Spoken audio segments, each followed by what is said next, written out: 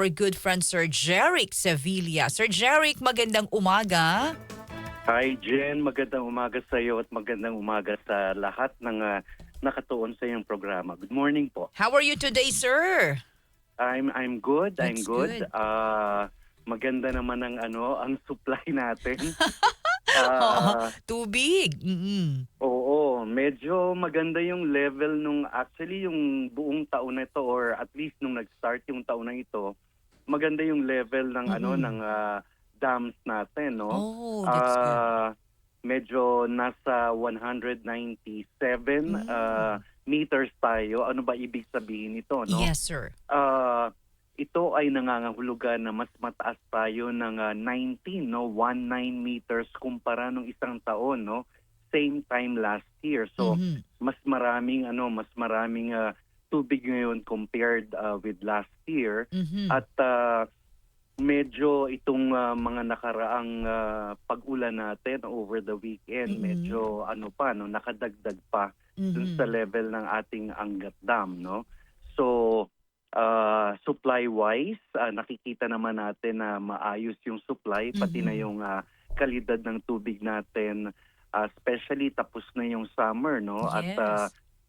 panahon na ng habagat. Oo nga, eto na. At yung may bagyo pero nasa labas pa ng pare. Pero wag daw pakasiguro sabi ng Pag-asa DOS ni Sir Jeric, baka po yun, anytime papasok sa ating Philippine Area of Responsibility. So it's rainy season na nga. But sir, so far, ayan, magandang balita at kung may mga pag-ulan man, ang isipin lang natin yan, wag naman sumobra, no Sir Jeric, di ba? Oo, no, basta mapuno lang Mm-mm. yung ating Angat Dam, no. Bagamat maganda yung level niya na 197, syempre Mhm. ang target pa rin natin na sa taong ito ay umabot siya ng around 210 to 212, no. Oh, that's good. Hopefully yung mga darating na mga ulan ay Mm-mm. magiging sapat para mapuno yung dam Mm-mm. natin para naman paghahanda for next year. Yes, kaya kailangan talaga Oo. natin ng ulan, no? Kaya we have to be thankful. Sabi nga, nako, tag-ulan na naman. Di nila alam, Sir Jeric, biyaya sa Diyos yan. May magandang ibinibigay sa atin, di ba?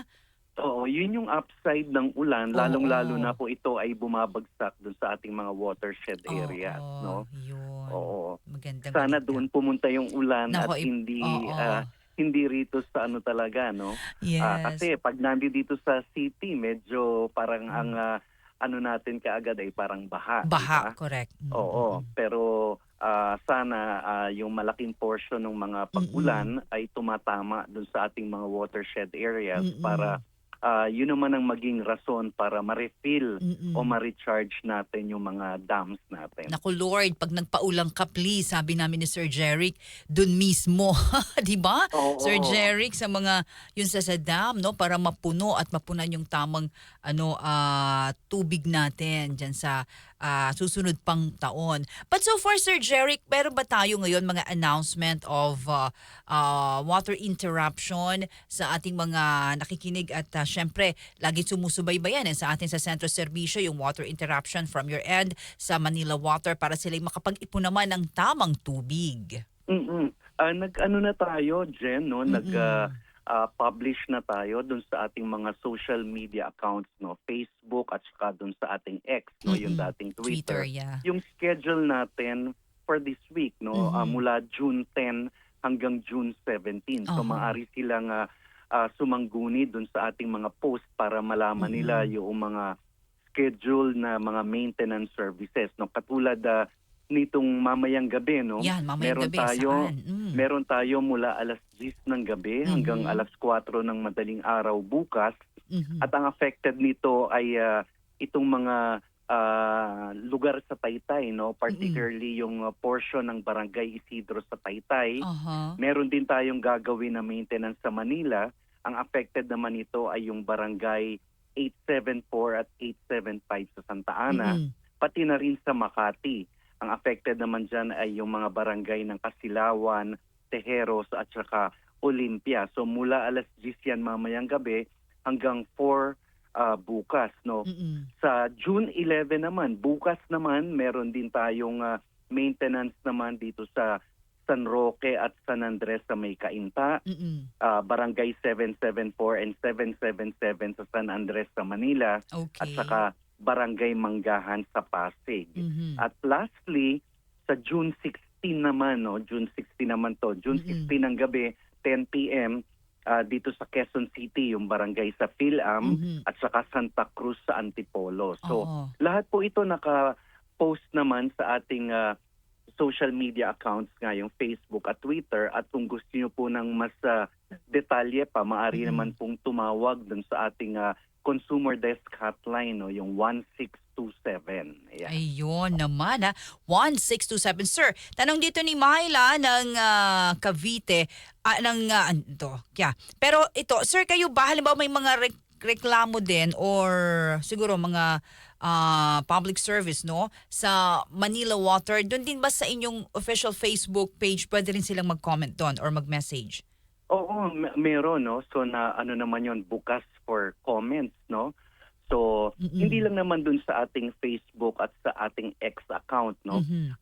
Meron tayong hotline na pwede nilang tawagan. Meron din tayong yung Manila Water app, no. It's Okay. an application na pwede nyo pong i-download sa inyong Mm-mm. mga mobile phones, Mm-mm. na maaari po kayong mag-lodge ng ng ating mga concerns, no, kung Mm-mm. meron man kayong mga concerns sa inyong water supply, sa inyong Mm-mm. billing, pwede po dun sa Manila Water app. Meron Mm-mm. din po tayong email, no, yung info@manilawater.com, no. Mhm. Marami po tayong paraan para yung kanilang mga concerns po ay makarating sa atin. Yun, bibigyan niyo po yan ng ng intindi, no? 24/7 naman tayo diyan. Sir Jerry, kahapon ang Pangulo, maiba lang tayo, but at your end po, we'd just like to know, alam ko naman handa po kayo.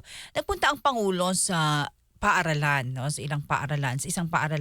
At ang pinaka problema, sir, ay yung tubig sa mga palikuran, no? Lalo sa ating mga mag-aaral, estudyante. Alam mo, Sir Jeric, napakahalaga niyan kasi kapag walang tubig yung mga palikuran ng mga bata, estudyante, mag-aaral sa eskwelahan, paano natin mapapanatili ang magandang kalusugan? Tama po ba? Oo, Mm-mm. tama po 'yun, no. Alam niyo po, ang Manila Water po, nung Mm-mm. nagsimula pa itong tinatawag nating Brigada Eskwela, no, yung Mhm. ito po yung mga paghahanda para dun sa ating mga eskwelahan, lalong-lalo na pasukan na po sa darating na Lunes. Lunes, no, sa Oo, June sir. 16. Yes. So tayo po ay membro nitong mga partner institutions Mm. ng Department of Education Education. sa Brigada Wow. Eskwela. Okay. At bahagi po nung ating kumbaga contribution ay Mm-mm-mm. siguraduhin na meron pong supply ng tubig ang mga Yun. paaralan, ano. Hindi lang Paaralan. po supply ng tubig, kundi pati na Mm-mm. rin po yung serbisyo ng deslodging, no, yung Oo. pagsisipsip ng Poso Yes. Oo, Negro oo ng nga pala. paaralan, no. Yes, yes. Kasama na rin po yung paniniguro na Mm. lahat ng mga proyekto natin na malapit sa mga paaralan ay Mm-mm. talagang ang tawag po natin ay boarded up. Ibig sabihin ay Yes. secured, no, dahil Oo. syempre naglalakad po ang mga bata, no, malapit Mm-mm. sa mga proyekto. So dapat po 'yan ay fully secured para wala pong mga aksidente. Ang Oo. nakikita natin dito, Jen, no, Yes, sir. bagamat may supply yung tubig, no, yung ng mga paaralan, Mm-mm. ang nagiging problema dito ay yung sistema sa loob ng paaralan, no. Ibig Okay. sabihin yung reticulation system, Oh. no. Bagamat may supply po ng tubig, Mm. yung iba po na mga sistema o yung mga tubo sa loob ng mga paaralan medyo may kalumaan na, no. Oo. Tapos po yung binabanggit nyo ng mga palikuran, dapat po, marami po kasi dyan, medyo yung mga gripo, yung mga toilets po nila Mm-mm. medyo luma na at kailangan na rin palitan. Ano po? Mhm. So, kung maayos naman po ito, wala tayo pong magiging problema, Problema, no? oo. Karaniwan naman po sa mga paaralan din ay Mm-mm. meron pong mga elevated tanks, no? May mga tangke na Okay. opo, para po masiguro na talagang Oo, meron pong oo. sapat na supply ng tubig, no. Tubig, At tama. yung Manila Water Foundation naman po, Mm-mm. itong aming social arm mo ng Manila Water, Yes, meron sir. po kaming mga meron po silang mga dinonate ng mga refrigerated na mga drinking fountains, no? That's good. May That's mga good. wash areas po, Yan, no, ako, doon sa mga importante yan. paaralan. Wash area, Sir Ah, Jeric. Opo, no? So, yan po ay bahagi po nung kontribusyon ng Manila Water para po sa mga paaralan po natin. And just to make sure, number one, may tubig ang palikuran. Kayo po, sabi nyo nga, nandyan kayo para magserbisyo sa kanila. Tumulong, wash area po for the children. And that's good naman, sir, pala here. Antipolo, no? Ang mga sakop natin, Antipolo, Rizal, no? And also here in Manila. Yeah. Opo, no? Oo. Ang sakop po natin ay ang mga lugar po ng Pasig, ng Marikina, ito pong San Juan, Mandaluyong, no? Pateros, ito pong Makati, Taguig, no? Halos kalahati po ng Quezon City, no? Dito sa mga lugar po ng Balara, ng mga Project 2, 3, Project 4, mga Kamyas sa Kamuning area or Scout areas Yes, po, no? sir. Bahagi po 'yan ng Manila Water, pati na rin po 2 distrito sa Maynila, yung Santa Ana at San Andres, pati na rin po yung binanggit mo, Jen, no? Yung lalawigan po ng Rizal, no? Kabilang na po yung Antipolo, Cainta, Montalban, no? San Mateo, yan, Angono, Nakasama. Binangonan, Oo. ayan po, no? Yes. Paras, all the way to Halahala. Yan po ay bahagi ng concession area ng Manila Water. Very good for that. Sir, pahabol, kumusta na po? Nitong nakaraan, nakita ko po kayo ay very active, no? Yung mga serbisyo din natin dyan sa Lamesa Eco Park. Kumusta na po, sir? Ayun po, no, katulad nung lagi po nating sinasabi, no, ang Lamesa Eco Park po ay bukas mula po Tuesday hanggang Sunday. Meron pong maraming mga activities dyan, maraming pong mga amenities dun sa loob ng Lamesa Eco Park, magandang environmental hub, no, lalo na po sa mga mag-aaral. In fact, maraming ngayon dyan na mga Yes, sir. eskwelahan talaga na doon pumupunta, no? Wow, that's good. Kasi ito po ay talagang kumbaga pinopromote natin bilang isang environmental hub, no? Yeah. So katulad nung lagi nating binabanggit, kapag po mga residente ng Quezon City, ito po ay walang bayad. Yun ang maganda. Pero kung non-Quezon City resident, meron pong minimal entrance fee na 20 pesos Naku, lamang. kayang-kaya yan, sir. Saan makakaabot ang 20 pesos mo? O, di ba? Yun. Bukas po ang Yan. Yan, bukas po yung Lamesa Eco Park mula po sabi ko nga Tuesday hanggang Sunday mula 7 o'clock ng umaga hanggang 4 p.m. no.